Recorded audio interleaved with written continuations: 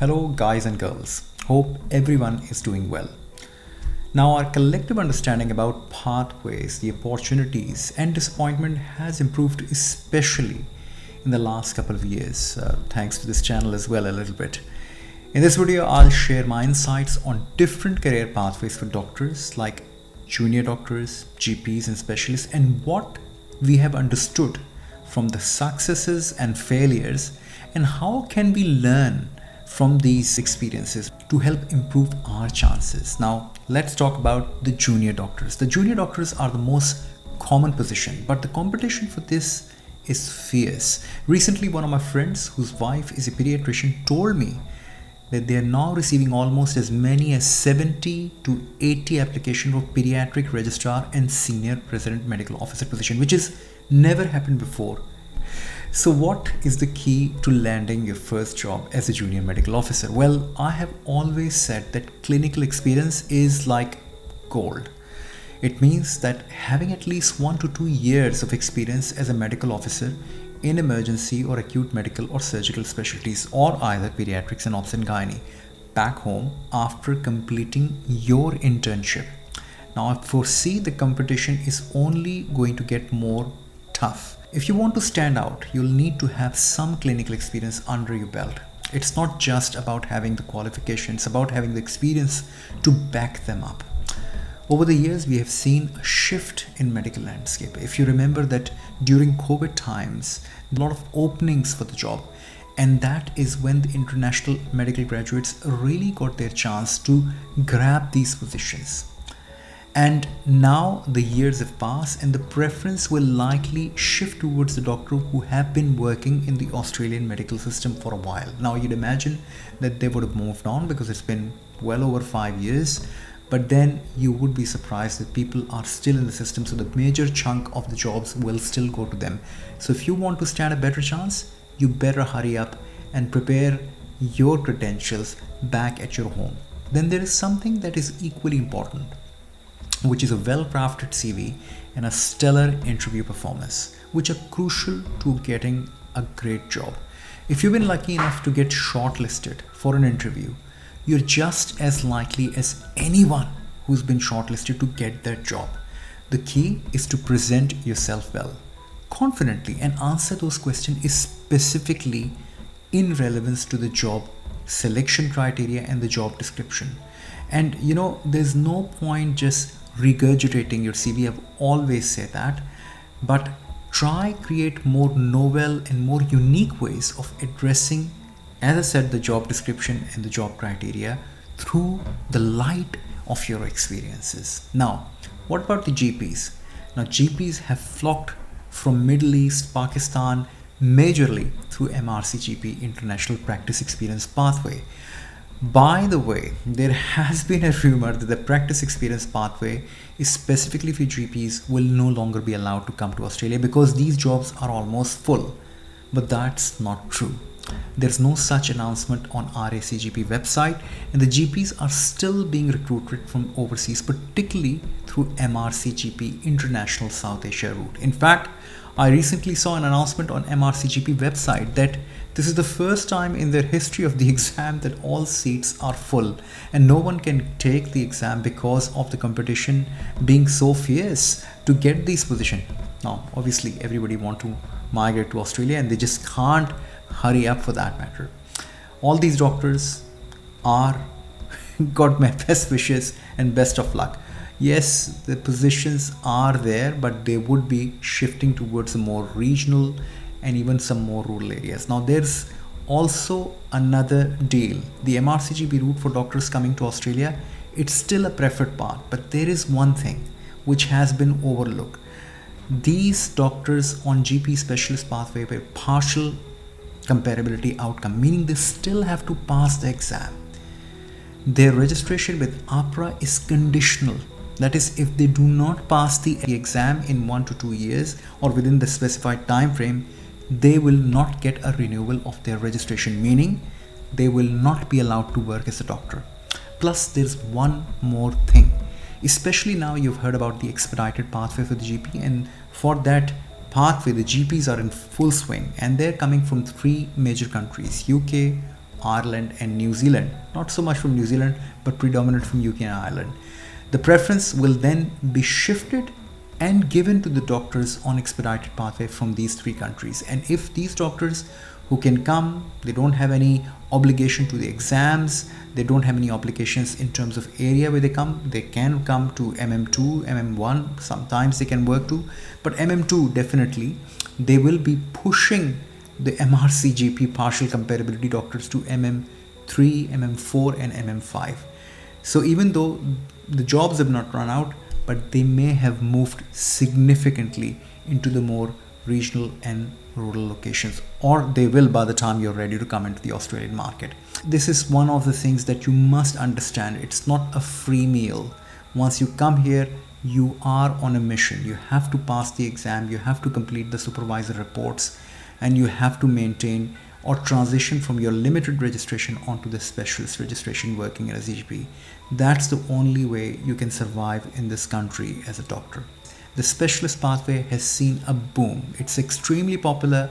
I mean, no AMC exam, direct job, and medical and allied specialties, and no further exam at all. You know, it's a dream come true. However, it's not as easy as it sounds.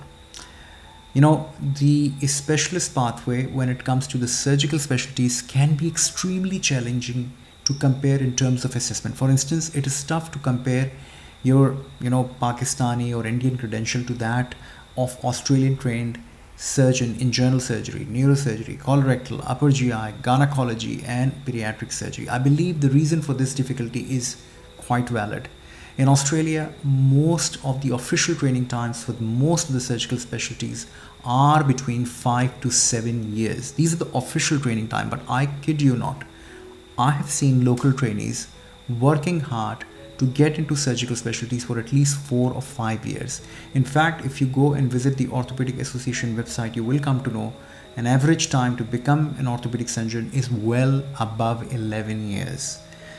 It's an unofficial time, but this is the time which has been quoted. Now, specialists who come from overseas have either completed FCPS, which is 4 years, or MS, which is 3 years.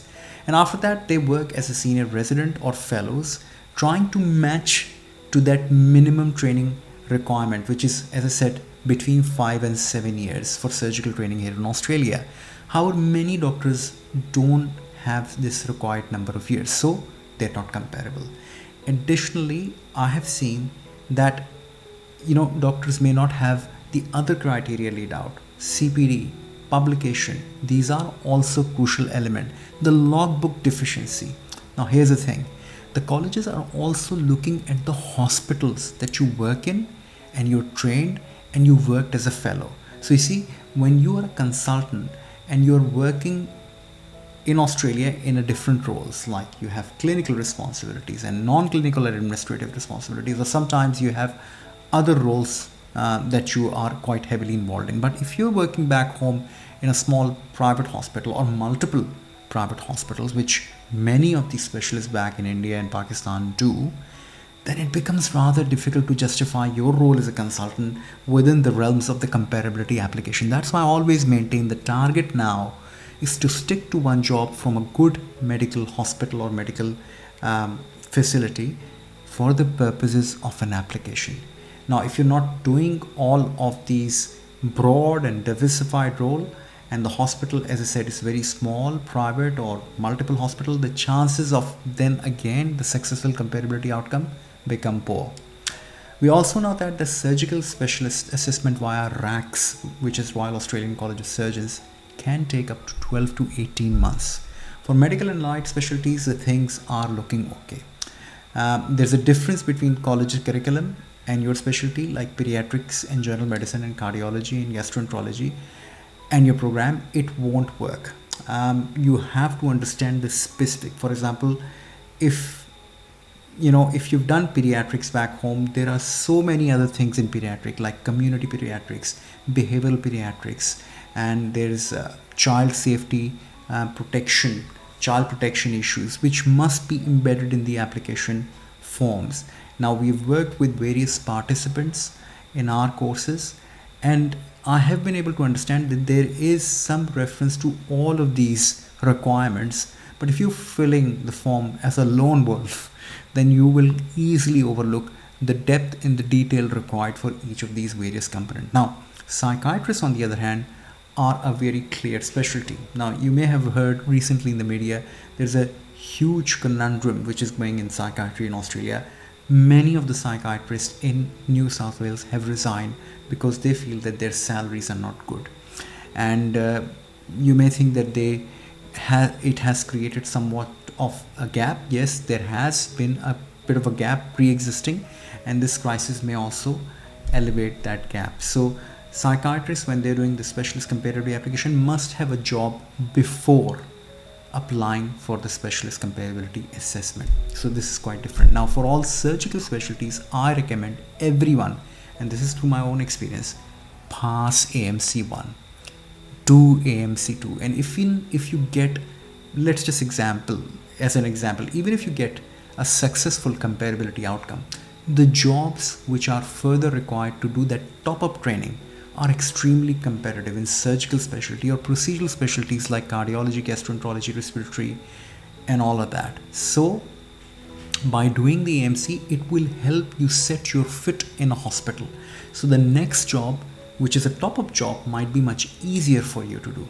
Now let's talk about the specialties in demand. If you have got an experience and postgraduate qualification in emergency medicine, ICU, radiology, general medicine, pediatrics, and I dare also say obs and gynae, these are good specialties to directly apply for specialist comparability assessment. Now, some of the other offshoots of these specialties like gastroenterology, cardiology, respiratory physician, they do sporadically get job as well, but I would still maintain that utilize the short-term training pathway for more niche procedural specialties that I've just mentioned, as there are more because these are preferred specialty for the Australian doctor as well, so there are less jobs available and hence they are overall competitive. We also know that once you're deemed non-comparable, it's very tough to overturn that decision. Now, you can apply for reconsideration, which is often at no extra fee, or appeal, which may attract a fee, and send lengthy email, which may have more emotional content and less professional, content, but they don't matter. What you need is to provide evidence, new documentary evidence that why have your application been rejected, what you think is more relevant, comparing your curriculum to the curriculum in Australia which has been compared to, and this is the documentary evidence for that. This is what is required. So in summary, the clinical experience is your golden ticket if you're a junior doctor. Don't rush in after your internship because you'll often waste more time here, which can be a very expensive choice. Instead, focus on getting as much clinical experience as possible, honing your CV, interview skills, procedural skills, conferences, workshops, CPDs. I've always said that will improve your employability. Now, GPs and MRC GP continue to be the most preferred and popular pathway for international medical graduate, but there's a catch. If you cannot complete the fellowship exam, you will be exited from that pathway by RACGP, by APRA, and there's a strong likelihood that you will not be allowed to practice as a doctor in Australia. There is a great demand in specialist pathway like emergency medicine, ICU, general medicine, anesthesia, radiology, psychiatry, obs and gynae. However, surgical and procedural specialties like orthopedics, GI surgery, neurosurgery, plastic surgery, gastroenterology, cardiology, respiratory medicine, they would require more experience back home to equate to the program of at least 5 years worth of training, either through post fellowship experience or as a senior resident experience, plus the whole gamut of things, publications, CPD activities, and well depth and detailed form. Now, these are what I have understood through my experiences dealing with now hundreds of doctors across all of these three major pathways. And with this, I'll leave you with a thought. What do you think and how do you think that you compare with what I've just told you? Look after yourself and each other, and I'll catch you in the next video. Goodbye.